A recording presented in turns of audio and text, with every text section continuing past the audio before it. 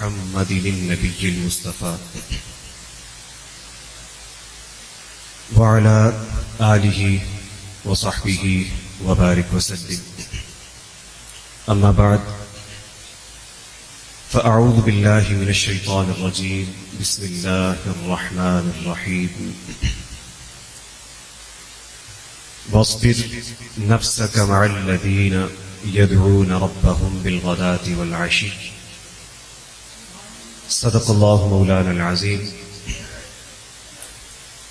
زینت مسند صدارت حضور سیدی و ولدی قبلہ عالم قاضی محمد طارق عثمانی کریمی، محترم و مکرم علماء کرام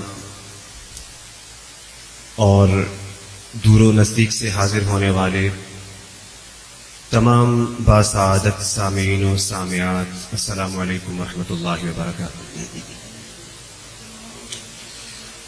آج کے اس عظیم موقع پر، اس بر موقع عرص کریمی، ہم اللہ رب العزت کا شکر بجا لاتے ہیں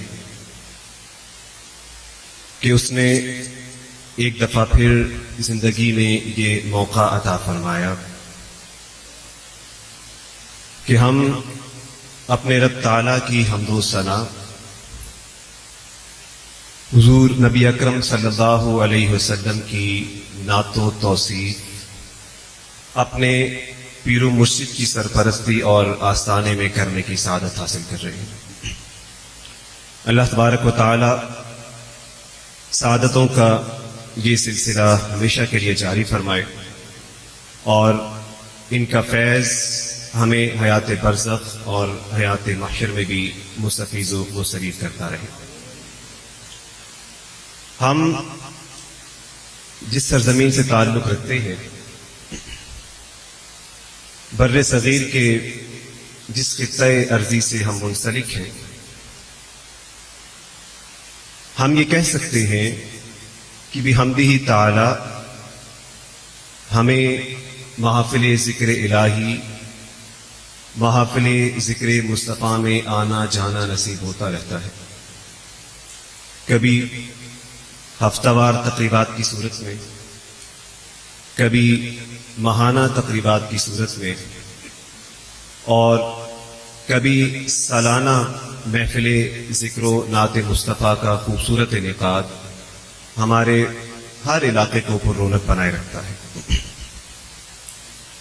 لیکن آج کی اس محفل کی خصوصیت، آج کی اس محفل کی منفرد شان یہ ہے کہ جن کے ذریعے سے ہمیں ذکر خدا ملا، جن کے وسیلے سے ہمیں ذکر مصطفیٰ ملا، اور جن کی نسبت کا تصدق تھا کہ ہم اپنے رب اور محبوب رب کے ذکر سے تعلق رکھنے کے قابل بنے، آج ہم انہی کی نسبت سے، انہی کی در پر، انہی کی دعوت پر یہ محفل سجائے بیٹھے ہیں. ہم وہ لوگ تھے جنہیں غم دنیا سے سوا خبر نہ تھی، جو مصائب دنیا میں کھو چکے تھے، جو تنگی و مفلسی سے بے حال ہو چکے تھے، جو بدحالی اور زبوں حالی کا رونا روتے تھے. ہمیں ہمارے گناہ اور لاپرواہی کے نتائج یہ بتانے لگے کہ ہم تعلق الہی اور نسبت مصطفیٰ نہیں پا سکتے. نسبت آقا کا حصول تو دور کی بات، محبت آقا کے دیے تک گل ہو چکے.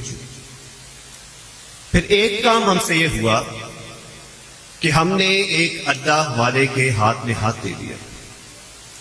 ہم نے ایک اللہ والے سے نسبت قائم کر لی، ایک بندہ خدا سے متعلق ہو گئے. پھر ہوا یہ، اس کے لیے فنائیت شرط ہے. اگر کوئی اس ذات باقی کو چاہتا ہے، اس ذات باقی کا ہونا چاہتا ہے، تو اس کے لیے اپنی ذات کو فنا کرنا ہوگا.